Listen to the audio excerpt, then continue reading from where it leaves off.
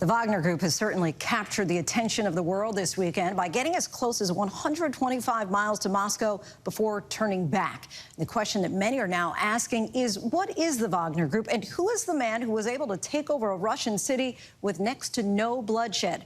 In tonight's Prime Focus, our Patrick Reevell takes a deep dive into the group and their leader, who some have compared to Osama bin Laden. A secretive Russian military company owned by a top ally of Vladimir Putin going rogue this weekend. Mama. They were mercenaries at the service of the Kremlin. The Wagner Group had become a byword for brutality in Ukraine. After months of being at the forefront of the Kremlin's war, the private militia launching an armed rebellion against Russia's military leadership. Seizing control of a southern city in Russia and marching towards Moscow.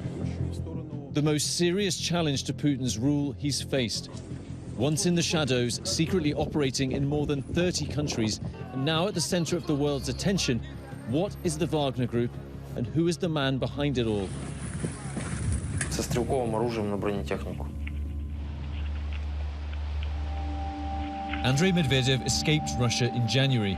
He's now under protection in Norway. Medvedev was once part of the estimated 50,000 Wagner fighters in Ukraine, a platoon leader for the mercenary group. When you were in Ukraine, you saw personally members of Wagner execute other soldiers in front of you. Был случай, видел, привезли 2 человек на полигоне, расстреляли публичным путем. He says such killings of Wagner troops were routine for those refusing to fight. Самый лучший исход — это его просто изобьют, очень сильно причем. А самый плохой исход — расстреляют. Did you see war crimes in Ukraine? Did you see Wagner soldiers commit war crimes? По-моему, да. Wagner has threatened to kill defectors. Are you afraid for your safety? Опасаться опасаюсь, но бояться не боюсь. Я уже для себя решил, что... Last year, a video circulated online seemed to show Wagner members executing a former comrade they accused of surrendering. The man put against a wall and then appearing to be struck with a sledgehammer repeatedly. Yevgeny Prigozhin, Wagner's founder, is an oligarch who was close to Putin. A former caterer for Kremlin events, he's often nicknamed Putin's chef. Also wanted by the FBI for his role in meddling in the 2016 presidential election. Before the war, Wagner operated as a semi-covert force for the Kremlin, from Syria to the Central African Republic. But in Ukraine, Wagner swelled into an army within an army. Playing a key role in the battle for Bakhmut, Wagner was allowed to recruit convicts from Russia's prisons. The US estimating of its 50,000 members fighting in Ukraine, 40,000 were convicts. Video from last September shows Wagner's founder personally addressing hundreds of inmates at a prison in central Russia.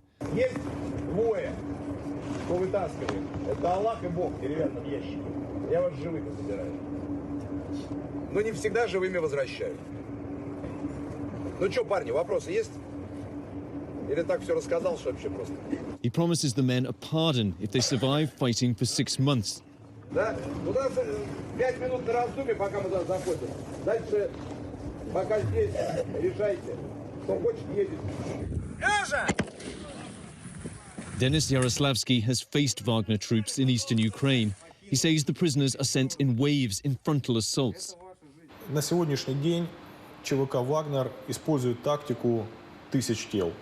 Они набирают заключенных, которые даже по законодательству Российской Федерации еще не отбыли срок заключения под стражей, то есть они осуждены, но не отбыли срок. Они набирают их из тюрьмы, набирают их десятками тысяч, в прямом смысле слова.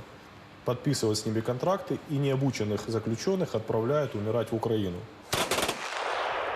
Ukraine's military estimates Wagner has suffered thousands of casualties. Footage shows dozens of fresh graves dug near Wagner's base in southern Russia.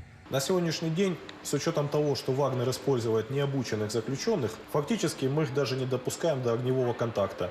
Их уничтожаем дистанционно артиллерией на подходе к Бахмуту.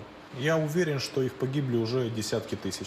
Я уверен, что их просто никто не считает. Вот вообще никто не считает.